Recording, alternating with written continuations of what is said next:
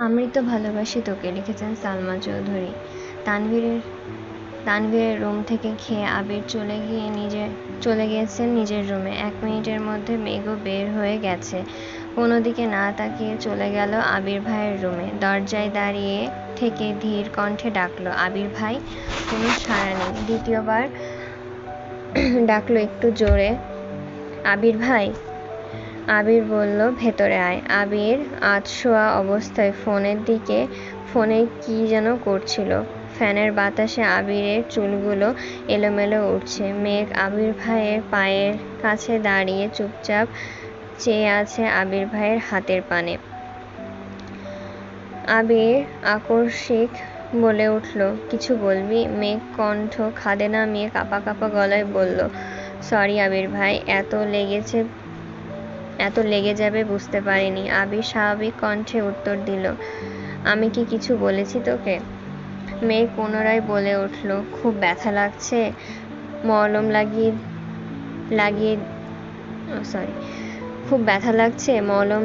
মলম লাগিয়েছেন? আবির গম্ভীর কণ্ঠে উত্তর দিল, না, কিছু লাগাতে হবে না। মেঘ তীক্ষ্ণ দৃষ্টিতে চেয়ে শক্ত কণ্ঠে বলে উঠল, লাগাতে হবে। মেঘের শক্ত কণ্ঠে কথাগুলো শুনে আবির ফোন থেকে চোখ সরিয়ে অষ্টাদশীর পানে তাকালো। মেঘের চোখে মুখে অধিকারবোধ স্পষ্ট প্রতীয়মান হচ্ছে। মেঘ নিরুদ্বেগ কণ্ঠে বলল, তাহলে তুই লাগিয়ে দে। এতক্ষণ শক্ত থেকেও এই কথা শোনার পর মেঘ আর শক্ত থাকতে পারল না। বুকের ভেতর অনুভূতিরা ঢোল বাজিয়ে নৃত্য করছে। হাত পায়ের কম্পন তীব্র হতে শুরু করেছে। আবির ভাইকে মলম লাগিয়ে দেবে এটা ভাবতেই বারবার শিউরে উঠছে অষ্টাদশী। আবির পুনরায় শক্ত কণ্ঠে বলল, হয় নিজে লাগিয়ে দে, না হয় চুপচাপ ঘুমাতে যা। আমি লাগাতে পারবো না। আশেপাশে তাকাচ্ছে মেঘ। চোখে পড়ল ড্রেসিং টেবিলের ওপরে রাখা মলমের দিকে। মলমটা হাতে নিয়ে আবির ভাইয়ের কাছাকাছি বসল। হৃৎপিণ্ড ছুটছে এদিকে সেদিকে। আঙ্গুল কাঁপছে অষ্টাদশীর। শরীর শীতল হস্তে আলতোভাবে মলম ছোঁয়ালো আবির ভাইয়ের হাতে সেই কাটা অংশে। হালকা কাঁপল আবিরের হাত। মেঘ পূর্ণ মনোযোগ দিল মলম লাগিয়ে দিচ্ছে।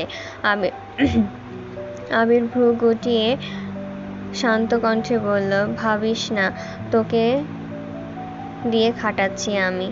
যে ভুল করে শাস্তি তো তাকেই পেতে হয়। মেঘ মনে মনে ভাবছে, এইরকম হাজারো শাস্তি পেতেও আমি রাজি।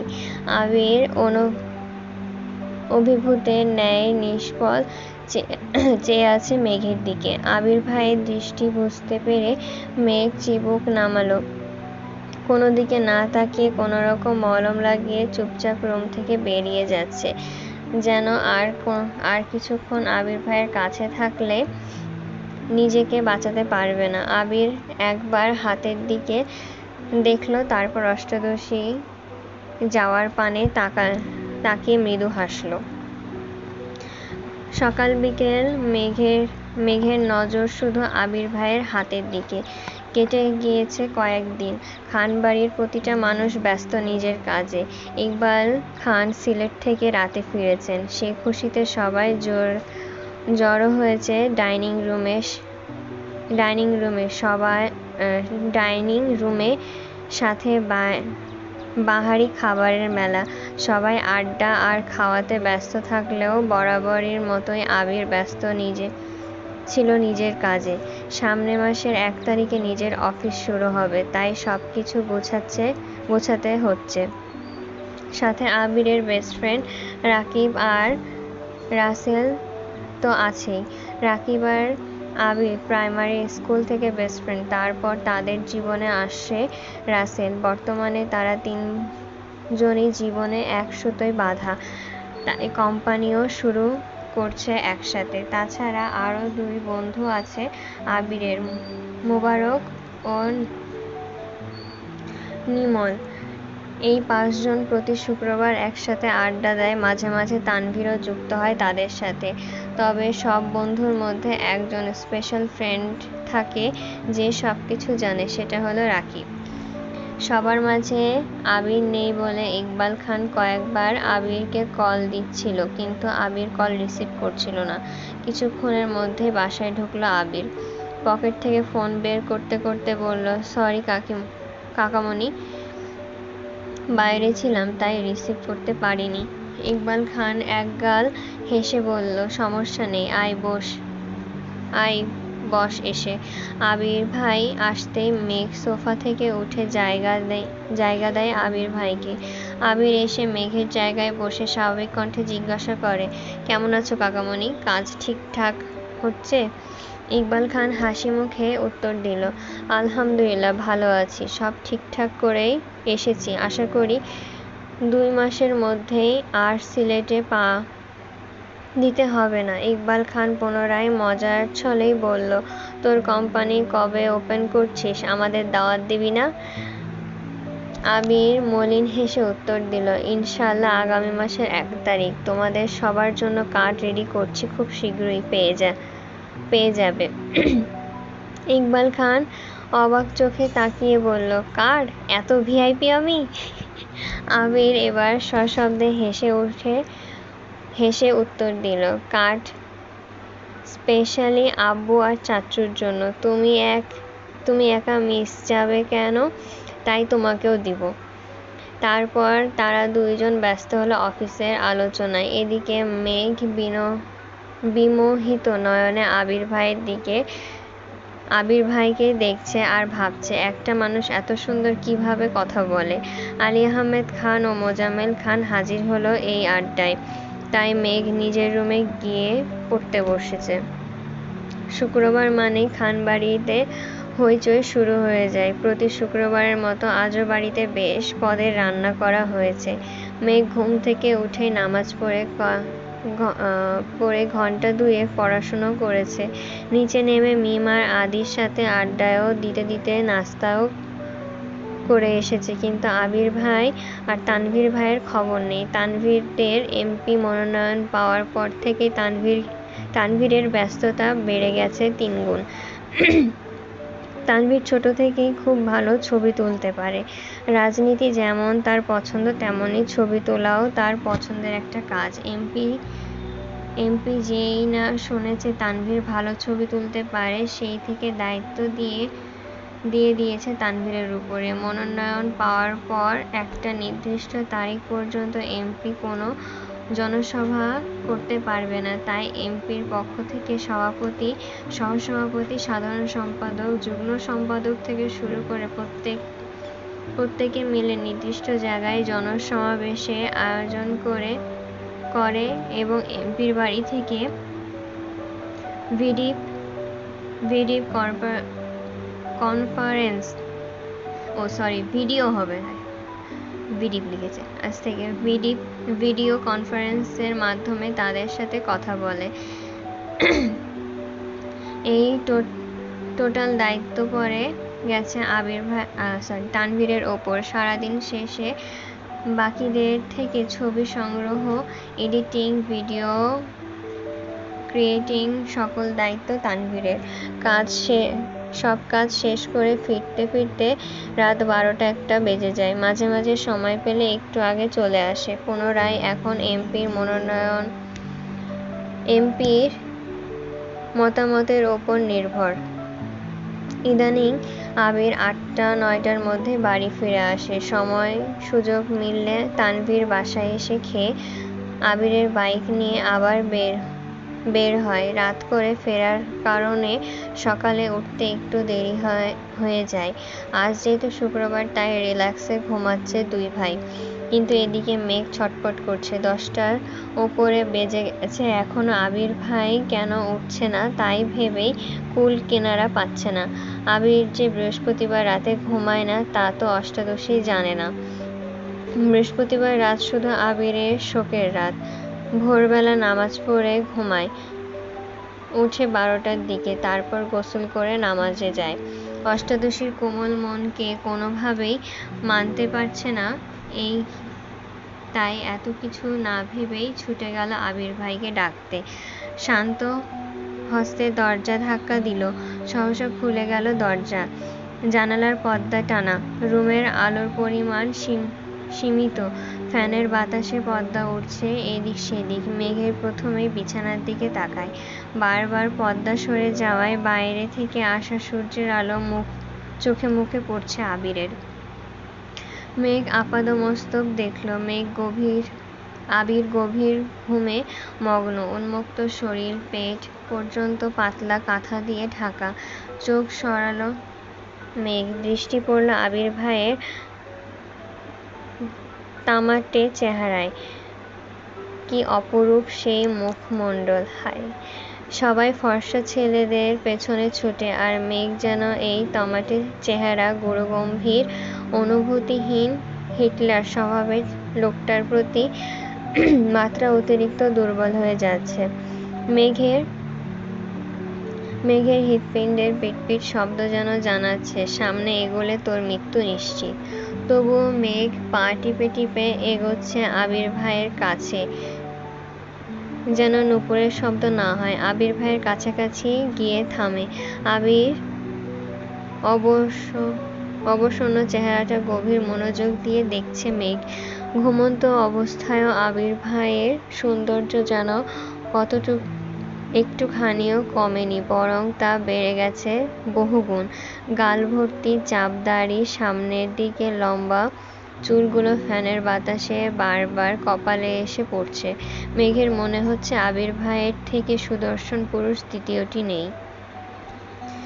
মেঘের হৃৎপিণ্ড ছুটেছে দিক বিদিক। নিঃশ্বাসের শব্দ জোরালো হলো। ফ্যানের নিচে দাঁড়িয়েও ঘামতে শুরু করেছে মেঘ। ভাবছে চলে যাবে, কিন্তু এই শোভিত পুরুষকে রেখে যেতে পারছে না। মেঘের ইচ্ছে করছে সারা জীবন এভাবে আবির ভাইকে দেখতে।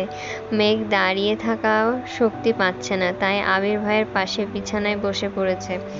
আবির তখনও ঘুমের দেশে নিমজ্জিত। অষ্টাদশীর অভিবিনিষ্টের ন্যায় চেয়ে আছে। সব বাধা পেরিয়ে দীর্ঘশ্বাস ছেড়ে মেঘ আস্তে করে ডাকল, আবির ভাই। ঘুমন্ত আবিরের থেকে কোনো উত্তর আসেনি। মেঘ খুব ইচ্ছে করছে আবির ভাইকে ছুঁয়ে দিতে। মেঘ আরেকটু এগিয়ে আবিরের কাছাকাছি বসল। কাঁপা কাঁপা হাত ছোঁয়ালো আবির ভাইয়ের গাল ভর্তি ছোট ছোট দাড়িতে। সঙ্গে সঙ্গে শিউরে উঠল সমস্ত শরীর।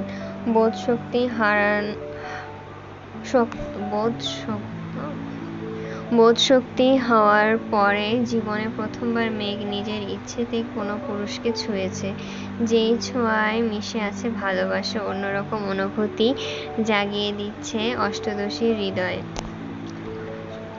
সহসা আবির ডান হাতে চেপে ধরল নিজের গালে রাখা অষ্টাদশীর হাত।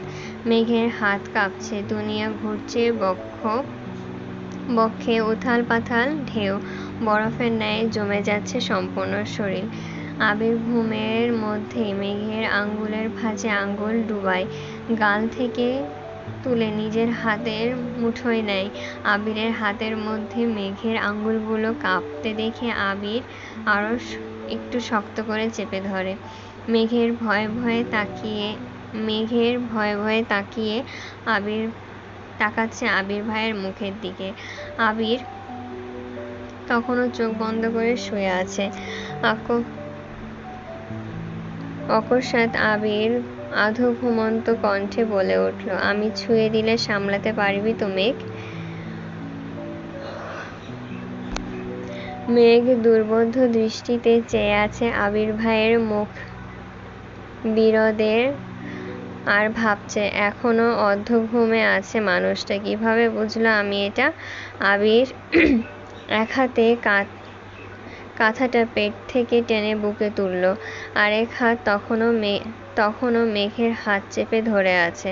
আবার পুনরায় কণ্ঠ ভারী করে বলল, এভাবে হুটহাট আমার রুমে আসবি না। যা তা হয়ে যাবে তখন আমি কিছু বলতে পারবো? আমায় কিছু বলতে পারবি না। আচ্ছা, আবার করি। সঙ্গে সঙ্গে শক্ত করে ঝাপটে ধরা হাতটা ছেড়ে দেয়। মেঘ নির্বোধের মতো চেয়ে আছে আবির ভাইয়ের দিকে। আবির ভাইয়ের কথাগুলো বোঝার চেষ্টা করছে, কিন্তু মোটা মাথায় কিছুই ঢুকছে না। রুমে আসলে কি এমন হবে? আবির পুনরায় বলল, এভাবে চেয়ে থাকিস না, আমার শরম করে। আল্লাহ! মেঘের সহসা চোখ গোল গোল করে তাকায়, কিন্তু আবির ভাইয়ের অভিব্যক্তি বোঝার ক্ষমতা তার এখনো হয়নি। মেঘ চুপচাপ রুম থেকে বের হয়ে গেছে। ঘন্টা খানিকের পর আবির উঠে শাওয়ার নিয়ে কালো পাঞ্জাবির সাথে সাদা প্যান্ট পরে নামাজের উদ্দেশ্যে নামছে। ইকবাল খানও রেডি হয়ে বেরিয়েছে রুম থেকে। ইকবাল খান আবিরকে দেখে ডাকলো, কিরে, নামাজে যাচ্ছিস? আবির ঘাড় ঘুরিয়ে তাকিয়ে উত্তর দিল, হ্যাঁ, তুমি যাবে না? হ্যাঁ, যাবো তো। আদি আসছে, ওকে নিয়ে যা। দাঁড়া একটু, ইকবাল খান বললেন। মেঘ সিঁড়ি দিয়ে নামতে গিয়ে আবির ভাইকে দেখে ঠায় দাঁড়িয়ে পড়ল। সকালের ঘটনাটা মনে পড়ে যায় মেঘের। কালো পাঞ্জাবিতে মারাত্মক সুন্দর লাগছে আবির ভাইকে। নিজেকে নিজে সান্ত্বনা দিল, কিছু সুন্দর জিনিস দূর থেকে দেখাই শ্রেয়, কাছে গেলে ঝলসে যাবি।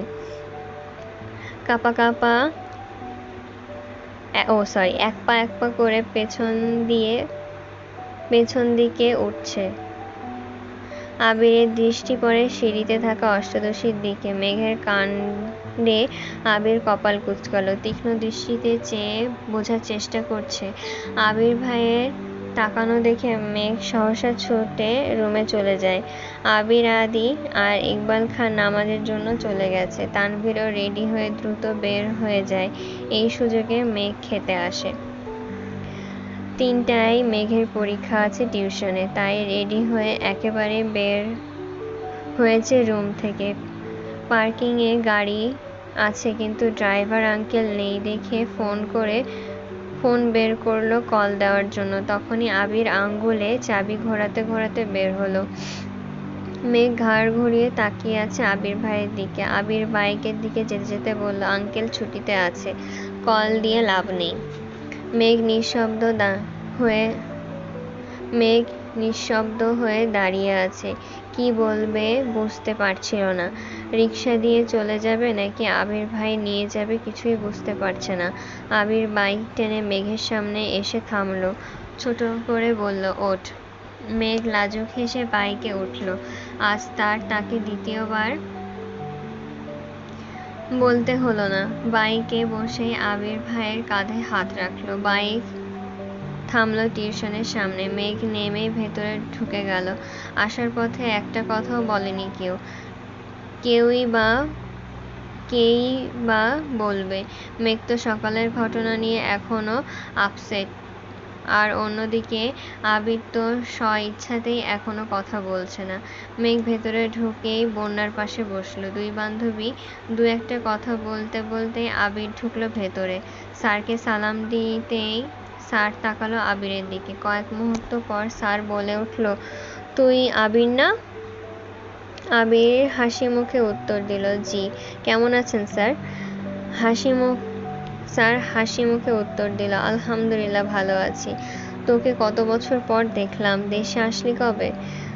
20-22 দিন হবে। বাসায় সবাই কেমন আছে স্যার? আলহামদুলিল্লাহ, সবাই ভালো আছে। মেঘি তো তোর বোন? জি স্যার, চাচাতো বোন।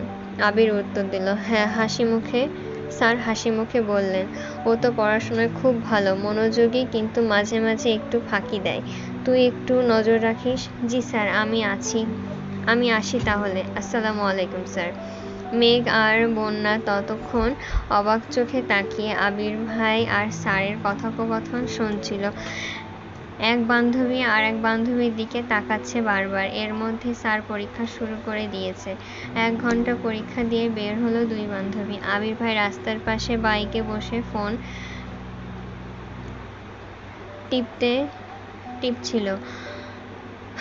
মেঘকে দেখে বাইক থেকে নেমে দাঁড়ালো। মেঘ বন্যার থেকে বিদায় নিয়ে আবির ভাইয়ের কাছে এসে প্রশ্ন করল, আপনি যাননি? আবির সবসময়ের মতন গম্ভীর কণ্ঠে উত্তর দিল, না। আবির পুনরায় স্বাভাবিক কণ্ঠে বলল, কিছু খাবি? মেঘ মাথা নাড়িয়ে হ্যাঁসূচক মাথা নাড়ালো। আবির বলল, কি? মেঘ ভয়ে ভয়ে বলল, বকবেন না তো? আবির গুরুগম্ভীর কণ্ঠে বলল, কি খাবি বল? মেঘ কণ্ঠ খাদে নামিয়ে বলল, ফুচকা। আবির সহসা বলল, ওঠ। বাইক স্টার্ট দিল, থামলো সেই একটা ফুচকার দোকানের সামনে। মেঘ নেমে সাইডে গিয়ে দাঁড়াচ্ছে। আবির বাইক থেকে নেমে হেলমেট খুলতেই দূর থেকে রাকিব দৌড়ে এসে জাপটে ধরল আবিরকে। আকস্মিক ঘটনায় কিছুটা নড়ে উঠল আবির। রাকিব ঠাট্টার স্বরে বলল, কিরে বন্ধু, এই জীবনে তো তোকে ফুচকার দোকানে দেখিনি, তাই হঠাৎ এখানে কেন? সে এসেছে নাকি? আবির চোখে ইশারা দিয়ে রাকিবের চোখে পড়ল মেঘের দিকে। সঙ্গে সঙ্গে আবিরকে ছেড়ে কিছুটা দূরে গিয়ে দাঁড়ালো। রাকিব হাসি মুখে জিজ্ঞাসা করল, কেমন আছেন সরি আপু। মেঘ আবির ভাইয়ের দিকে তাকিয়ে স্বাভাবিক কণ্ঠে উত্তর দিল, আলহামদুলিল্লাহ ভালো। আপনি কেমন আছেন? আলহামদুলিল্লাহ। আমি রাকিব, তোমার আবির ভাইয়ের ছোটবেলার বেস্ট ফ্রেন্ড। তুমি মেঘ, তাই তো? মেঘ উত্তর দিল, জি। ফুচকা খেতে এসেছো? প্রশ্ন করল রাকিব ভাইয়া। সব নামগুলো কিরকম। মেঘ পুনরায় ছোট করে বলল, জি। রাকিব আবার হাসি মুখে বলল, আজ আমার পক্ষ থেকে তোমার জন্য ফুচকা ট্রিট। আনলিমিটেড ফুচকা খেতে পারো। মেঘ কিছু বলার আগে আবির রাগান্বিত কণ্ঠে বলল, তো ট্রিট দিতে হবে না, আনলিমিটেড ফুচকা খাওয়ানোর ক্ষমতা আমার আছে। রাকিব সশব্দে হেসে বলল, আরে বন্ধু, রাগ করছিস কেন? তুই তো খাওয়াবি সারা। এতটুকু বলতেই আবির রাকিবের মুখ চেপে ধরে রাগে ফুঁসতে ফুঁসতে বলল, নিজের কাজে যা, আমারটা আমাকে বুঝে নিতে দে। রাকিব কিছুটা আহত হলো। মেঘের থেকে বিদায় নিয়ে যাওয়ার সময় আবিরের দিকে তাকিয়ে বলল, সন্ধ্যার পর চলে আসিস। আবির সাহসে বলে উঠল, ঠিক আছে। আবির দুইটা চেয়ার এনে পরিষ্কার জায়গায় রেখে নিজেই টিস্যু দিয়ে মুছে বলল, বস এখানে। আবির 3 প্লেট ফুচকা অর্ডার দিয়ে এসেছে। মেঘের মন খুশিতে ভরে গেছে। আবির ভাইয়ের সাথে এতটা সময় সে আজই প্রথম কাটাচ্ছে। এই অনুভূতিহীন মানুষটা এক কথায় ফুচকা খাওয়াতে রাজি হয়ে গেছে, এটা ভেবেই মেঘ অজান্তেই হেসে ফেলল। আবির পাশে চেয়ারে বসতে বসতে চোয়াল শক্ত করে বলল, বেকুবের মতো হাসছিস কেন? আবিরের কথায় মেঘ কিছুটা ভ্যাবাচ্যাকা খেল। ভনিতাই ছাড়িয়ে জবাব দিল, এমনি। ততক্ষণে ফুচকা চলে এসেছে। 3 প্লেট ফুচকা দেখে মেঘ জিজ্ঞাসু দৃষ্টিতে তাকিয়ে বলল, এত ফুচকা কি আমাদের? আবির উদ্বেলিত ভঙ্গিতে বলল, শুধু তোর। এগুলো খাওয়ার পর মন চাইলে আরও নিতে পারিস। মেঘ আশ্চর্য নয়নে তাকিয়ে আছে। সহসা দুই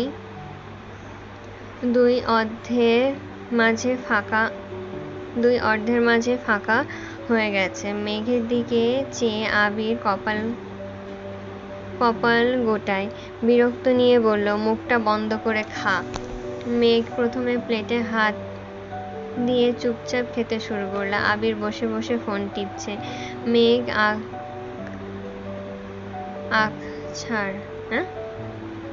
আগ-ছাড় না ভেবেই 1 প্লেট ফুচকা কয়েক মুহূর্তেই নির্বাণ করে ফেলল। দ্বিতীয় প্লেট নিয়ে আবির ভাইয়ের দিকে তাকালো। তারপর সচেতন কণ্ঠে প্রশ্ন করল, আবির ভাই, আপনি ফুচকা খাবেন না? আবির গুরুগম্ভীর কণ্ঠে বলল, আমি এসব খাই না। মেঘ কোমল কণ্ঠে বলল, আজ একটু খেয়ে ফেলুন, অনেক সুস্বাদু। আবির ফোন থেকে দৃষ্টি সরিয়ে মেঘের দিকে ক্ষুদ্র দৃষ্টিতে তাকালো। দাঁত খিঁচে বলল, তুই খাচ্ছিস খা, আমি খাবো না। মেঘ প্রেমানুভূতি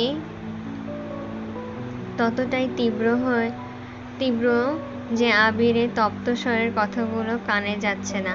হাস্য উজ্জ্বল মুখে আবির ভাইয়ের দিকে চেয়ে আহ্লাদী কণ্ঠে বলল, একটা খান না প্লিজ। আবির তীক্ষ্ণ দৃষ্টিতে চাইল। আকস্মিক অভিব্যক্তি বদলে গেল আবিরের। খড়খড়ে কণ্ঠে বলল, দে। মেঘ তৎক্ষণাৎ প্লেট বাড়িয়ে আবির ভাইয়ের দিকে। আবির ভ্রু কুঁচকে বিরক্তি নিয়ে বলল, একটা ফুচকার জন্য আমার হাত নষ্ট করতে পারবো না, তুই খাইয়ে দে। মেঘ চোখ বড় করে তাকালো, জিভ দিয়ে ঠোঁট ভেজালো।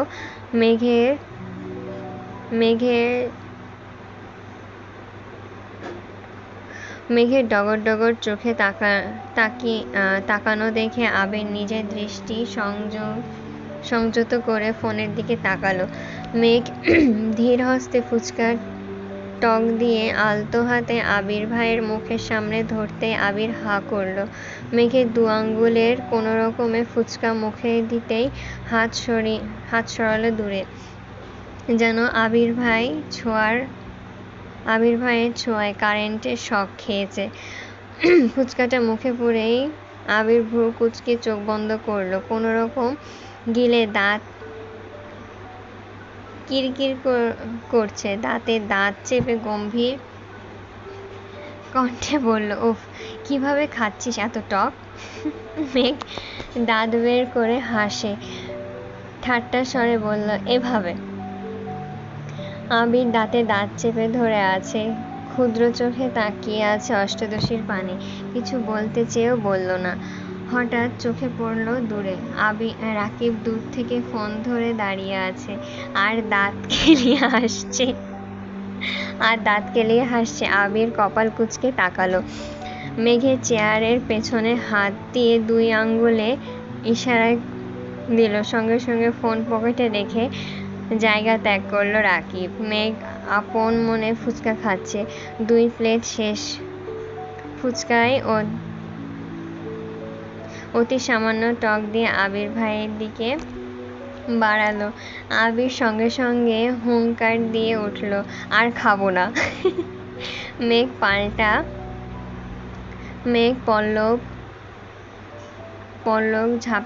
পলক ঝাপটে অধর নেয় বলল, একটা খেতে নেই, আরেকটা শেষ না। মেঘ পলক ঝাপটে অধর নেড়ে বলল, একটা খেতে নেই, এটাই শেষ প্লিজ।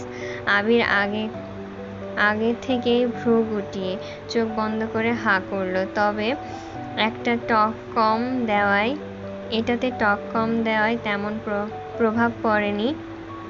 কোনো রকমে খেয়ে নিল ফুচকাটা। একটু পানি খেয়ে মেঘের দিকে তাকিয়ে গম্ভীর কণ্ঠে শোধালো, একটা খেলে কি হয়? মেঘের ঠোঁটে ফুলে ওঠা রক্তজবার ন্যায় হাসি। তৎক্ষণাৎ হাসি থামিয়ে বলল, একটা খেলে পানিতে পড়ে যেতেন। আবির বোকার মতো চেয়ে আছে মেঘের দিকে। কয়েক মুহূর্ত পর দীর্ঘশ্বাস ফেলে বিরক্তির ন্যায় বলল, কি? কোথা থেকে শুনিস এসব আজগুবি কথাবার্তা? মেঘ বিজ্ঞানের ন্যায় মাথা দুলিয়ে বলল, আমার সোর্স আছে। মেঘ মাথা নুইয়ে মুচকি হাসে। আবির মেঘের কথা শুনে কপাল গোটায়। কণ্ঠ দ্বিগুণ ভারী করে আকস্মাৎ বলে উঠল, আমি পানিতে পড়লে তুই তো সবচেয়ে খুশি হতি। মেঘের উজ্জ্বলিত মনোভাব কমে আসে। সিক্ত চোখে তাকায় আবিরের দিকে। আবিরের নীরের চোয়াল দেখেই মন ততস্থ হয়ে সহসাই চিবুক নামিয়ে মনে মনে বলে, আমি আপনাকে পানিতে পড়তে দিতাম না। আপনার কিছু হলে আমি কাকে নিয়ে স্বপ্ন দেখব? কে আমার স্বপ্নে রাজকুমার হবে? আবির চুপচাপ চেয়ার থেকে উঠে চলে যায়। মেঘ কিছুক্ষণ চিন্তা করার পর মুখ তুলে তাকায়। তাকিয়ে দেখে আবির ভাই নেই। পেছন ঘুরে দেখে আবির ভাই টাকা দিচ্ছে। 1 মিনিটের মধ্যে আবির এসে চেয়ারে হাতল ধরে দাঁড়িয়ে বলে, তোর খাওয়া শেষ হয়েছে? মেঘ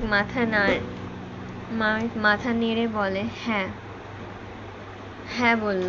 আবির 2টা টিস্যু এগিয়ে দিল মেঘের দিকে। আবির খড়খড়ে কণ্ঠে বলল, চল তাহলে। মেঘ উঠে আবির ভাইয়ের পেছন পেছন হাঁটে।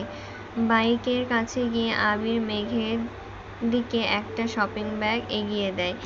মেঘ হাতে নিতে নিতে বলে, এখানে কি?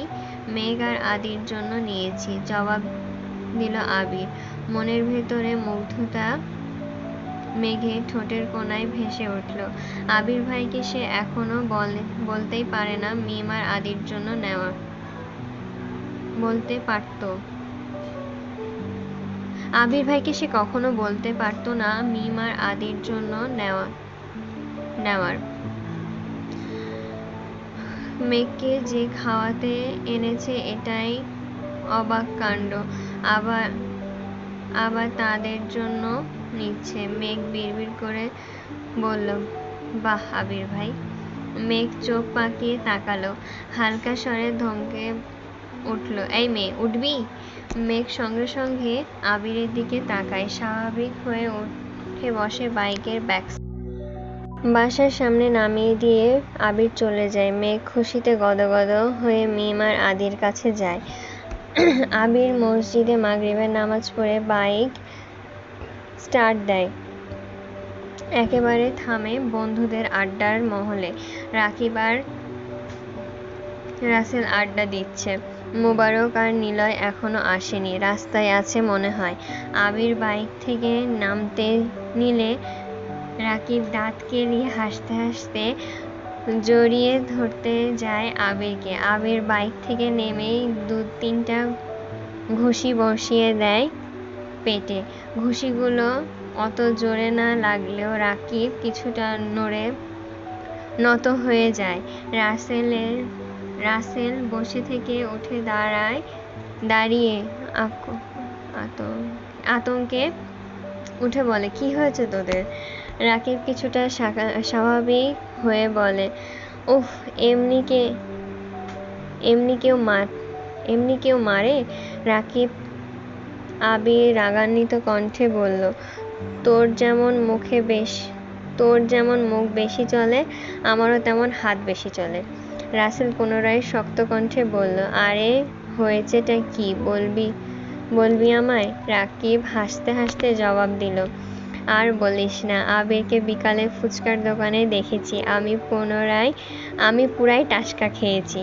যেই আবির এত বছরে ফুচকার দোকানের আশেপাশে যায়নি, সে কেন ফুচকার দোকানে আসছে আমার জানতে হবে না?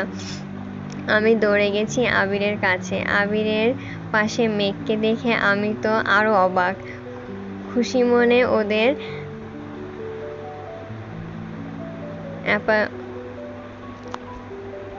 করার জন্য বলেছিলাম, আমার পক্ষ থেকে ফুচকা খাওয়াবো, সেই ঝাল এখন মেটাচ্ছে। আবির গম্ভীর কণ্ঠে বলল, ও আমার কাছে জীবনে প্রথম ফুচকা খাওয়ার আবদার করেছে, তুই কেন খাওয়াবি? রাসেল সহসা বলে উঠল, ঠিকই তো, আবিরের ওকে তো আবিরই খাওয়াবে।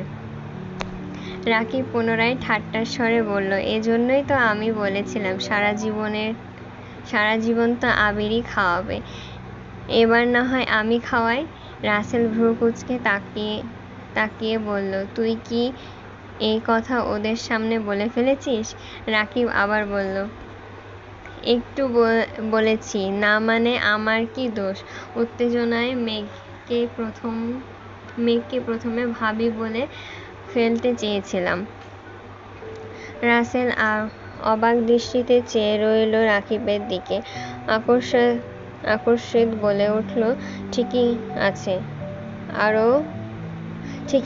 আরও খা মায়ের। রাকিব আবিরের দিকে তাকিয়ে নাক টেনে কিছুটা আবেগী কণ্ঠে বলল, মাফ করে দে ভাই, মুখ ফসকে আর কিছু বলবো না। আবির তীক্ষ্ণ দৃষ্টিতে তাকিয়ে রাগান্বিত কণ্ঠে বলল, মুখ ফসকে বলেছিস ভালো কথা, তুই আমাদের রোমান্টিক মুহূর্তে ব্যাঘাত দিচ্ছিস কেন? আমি তো তোর প্রেমে কখনো ব্যাঘাত দিয়েছি? রাকিব ভেঙচি কেটে বলল,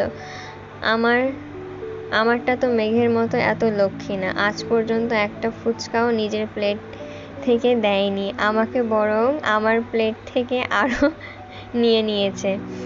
আবির তীক্ষ্ণ দৃষ্টিতে তাকায়। কিছু বলার আগে রাকিব পুনরায় বলা শুরু করলো, মেঘ তোর জন্য সারাদিন না খেয়ে বসে থাকতে পারে, আর আমারটা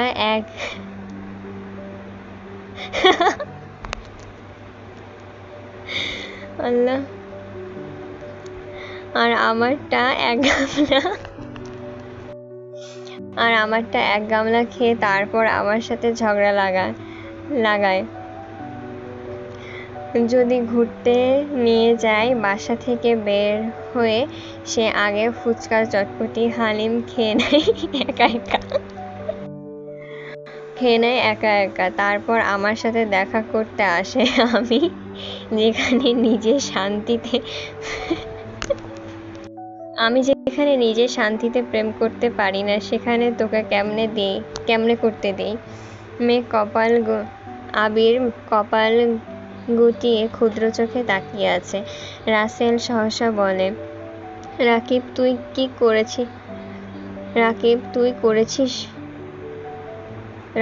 কি করেছিস তুই? রাকিব আবার হাসি শুরু করলো। আবার হাসির মাত্রা দ্বিগুণ বেড়ে গেছে। হাসতে হাসতে বলল,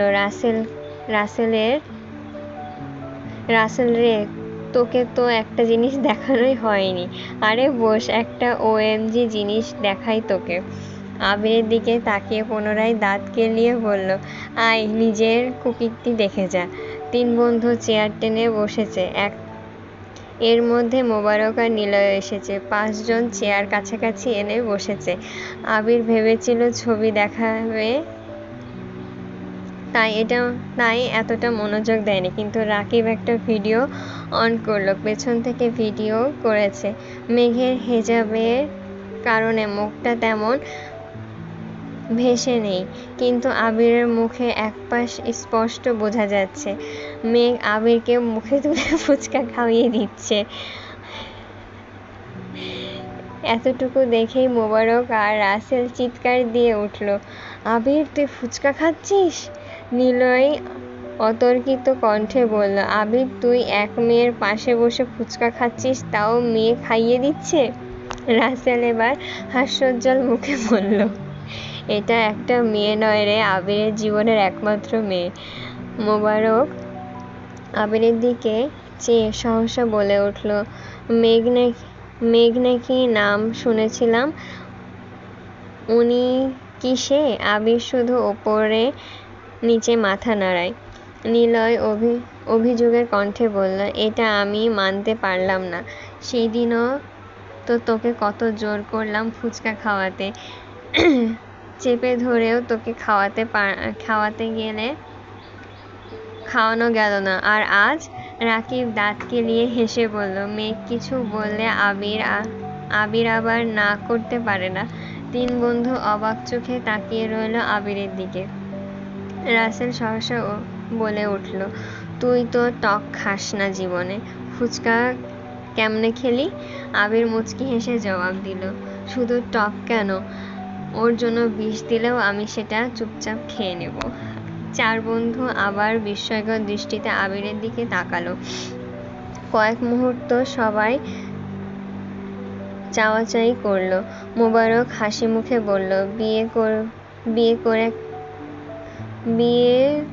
কবে করছি?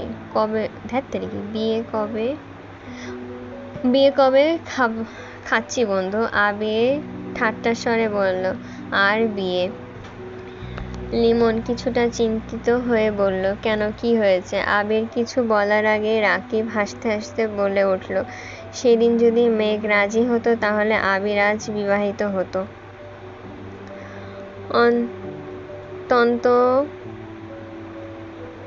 তন্তদ্দে রাসেল বলে বসল, তুই মেঘকে কবে প্রপোজ করলি আর কবেই বা রিজেক্ট করলো শুনলাম না তো। আবির চোখ মুখ গোটালো, তীক্ষ্ণ দৃষ্টিতে চাইল রাসেলের দিকে। রাকিব পুনরায় বলল, আরে দূর, প্রপোজ না।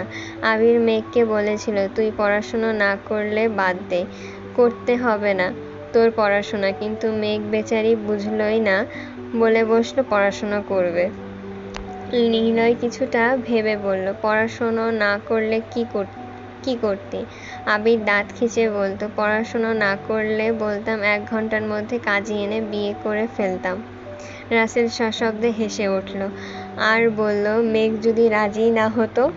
আবির রাগান্বিত কণ্ঠে জবাব দিল, জোর করে বিয়ে করলে রাজি কি আবার? নিলয়, মোবারক আর রাসেল এত বেশি জানে না। রাকিব আবিরের সব কিছুই জানে। রাকিবের সাথে রাসেলের চলাফেরা করার রাসেল টুকটাক জানে। নিলয় দাঁত বের করে ঠান্ডা কণ্ঠে শুধালো, বিয়েটা তো মেঘকে বললেও করতে পারিস, তাহলে তো আমরাও বিয়েটা খেতে পারি আর তোর বউয়ের বিয়ে করে পড়াশোনাও করতে পারে। আবির দীর্ঘশ্বাস ফেলে কণ্ঠ খাদে নামিয়ে বলল, এই কাজ আমি কখনোই করব না। মোবারক প্রশ্ন করল, কেন? মেঘ গম্ভীর কণ্ঠে বলা শুরু করল, কারণ মেঘকে বা বাসায় ঝামেলা করে আমি কখনোই বিয়েটা করলে জীবনে কখনোই এক সময়ে মেঘের মনে হতে পারে আমি ওর যোগ্য না। পড়াশোনার বাইরে চলাফেরা, বন্ধু মহলের সাথে সে আমাকে মানাতে পারবে না। মেঘের কখনোই যদি মনে হয় আমি ওর জীবনে জোর করে এসেছি বা মেঘ আমার থেকে মুক্তি চায়, তখন আমি কি করব? তার থেকে ভালো ও পড়াশোনা করুক, নিজে প্রতিষ্ঠিত হোক। তখন ওর মনে হবে আমাকে ছাড়া ওর চলবে না, তখন আমি ওকে বিয়ে করব। গভীর মনোযোগ দিয়ে কথাগুলো শুনছিল সকলে। মোবারক মাথা চুলকে বলল, একটু আগে যে বললি জোর করে বিয়ে করবি। আবির আবার কপাল কুঁচকে বিরক্তি নিয়ে বলা শুরু করলো, মেঘ যদি বলতো সে পড়াশুনো করবে না, তাহলে আমি জোর করে বিয়ে করতাম, কারণ তখন তার পড়াশুনো করে ক্যারিয়ার গড়ার ইচ্ছা থাকতো না, জীবনে চলার পথে নতুন বন্ধু হতো না, আমাকে ঘিরেই ওর পৃথিবী হতো। একটা না একটা সময় গিয়ে আমার প্রেমে পড়তে বাধ্য হতো। নিলয় এতক্ষণ নীরব থাকলেও এবার চিন্তিত স্বরে বলল, সবই বুঝলাম, কিন্তু ভাবির জীবনে যদি অন্য কেউ চলে আসে তখন কি করবি তুই? ভেবেছিস ভাবিকে ছেড়ে দিবি? রাকিব ফিক করে হেসে উঠল, তাচ্ছিল্য স্বরে বলল, যা বলেছিস তুই। আবির দিবে মেঘকে ছেড়ে? হাসালি। এই আবির দেশে এসেছে এক ছেলেকে পেটাতে। ছেলের অপরাধ কি? ছেলে মেঘের সঙ্গে কথা বলার চেষ্টা করেছিল। কথা বলার চেষ্টায় ছেলে এখনো হাসপাতালে ভর্তি। যদি প্রেম করার চিন্তা করে তখন আবির কি করবে তোরাই ভাব। রাসেল, নিলয় আর মোবারক সশব্দে চিৎকার দিয়ে উঠল, আবির! আবির নিরেট কণ্ঠে বলল, আস্তে। আবির পকেট থেকে ফোন বের করে টাইম দেখে বলল, নামাজের সময় হয়েছে, চল নামাজে যাই। সবাই নামাজ পড়তে বের হলো। রাকিব দাঁত কেলিয়ে বলল, আজ শুধু আবির আমাদের ট্রিট দিবে। কি খাবি বল তোরা? আবির বিরক্তি নিয়ে বলল, আমি কেন ট্রিট দিব? আমি কি বিয়ে করেছি নাকি? রাকিব মুখ বাঁকিয়ে বলল, বিকালে যে বললি আনলিমিটেড ফুচকা খাওয়ানোর ক্ষমতা তোর আছে, তাহলে এখন আমাদের খাওয়া। আবির গম্ভীর কণ্ঠে বলল, ওই অফার শুধু আমার কাদম্বিনীর জন্য। নিলয় অকস্মিক বলে উঠল, আমাদের আনলিমিটেড খাওয়াতে হবে না, লিমিটেড খাওয়া তোর কাদম্বিনীর তরফ থেকে। আবির কিছুটা ভেবে বলল, ঠিক আছে চল। 3টা বাইকে 5 বন্ধু চড়ল। আবির একা বাইক, বাকি দুই বাইকে 2 জন করে। নামি দামি রেস্টুরেন্টে এসে বসলো সকলে। আবির উৎফুল্ল কণ্ঠে শুধালো, বুফে খাবি নাকি কাচ্চি? 4 বন্ধু চোখাচোখি করলো। রাসেল মুচকি হেসে বলল, দেখলেই নিলয়, মেঘের কথা বললেই বুফে অফার আসে, কি ভালোবাসা। মোবারক বলে বসলো, তাহলে 2 দিন পর পর ভাবির কথা বললে খাবার খাওয়া যাবে।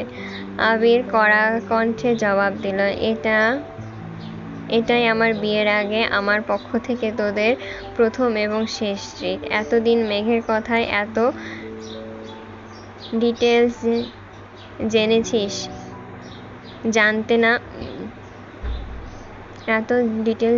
না, তাই ট্রিটের কথা ওঠেনি। আজ যেহেতু জেনেছিস তাই ট্রিট দিচ্ছি, আর কিছুই না। সবাই কাচ্চি আর বোরহানি নিল। আবির ফোন বের করে টাইম দেখে তাড়াতাড়ি খাওয়া শেষ করলো। বাকি 4 বন্ধু এখনো খাচ্ছে। আবির হাত ধুয়ে টিস্যু দিয়ে হাত মুছতে মুছতে বলল, তোরা কি আর কিছু খাবি? কেন, চলে যাবি নাকি? রাকিব বলল। আবির মুচকি হেসে বলল, তোদের ভাবি আমার জন্য অপেক্ষা করছে। সবাই একসাথে বলল, আহ। নিলয় অভিমানী কণ্ঠে বলল, বা বন্ধু বা, এক বাড়িতে প্রেম করে যা মজা নিচ্ছিস, এদিকে আমরা সবাই আমার কাজিনের বয়স 5 বছরের কম, জীবনটা বেদনা। আল্লাহ, এদিকে আমার কাজিনের বয়স 5 বছরের কম, জীবনটা বেদনার। আবির একগাল হেসে বলল, আর কিছু না খেলে বিল দিয়ে যাচ্ছি। সবাই বলল, আর কিছু খাবো না, দোয়া করি তোরা সুখী হো। আবির বিল পরিশোধ করে সবার থেকে বিদায় নিয়ে বাসার উদ্দেশ্যে রওনা দিয়েছে। এদিকে মেঘ সন্ধ্যার পরে বাসায় এসে কিছুক্ষণ রেস্ট নিয়ে পড়তে বসেছে। 2 ঘন্টা 2 করে খেয়ে নিয়েছে। আবির শুক্রবারে বের হলে বন্ধুদের সাথে হাজিবাজি খায়, রাতে বাসায় ফিরে আর ভাত খায় না। এর জন্য মেঘ শুক্রবারে আবির ভাইয়ের কথা ভাবে না, সবার সাথে খাবার খেয়ে নেয়। ঘন্টা 2 পড়াশোনা করে আবির ভাইয়ের জন্য অপেক্ষা করছে মেঘ।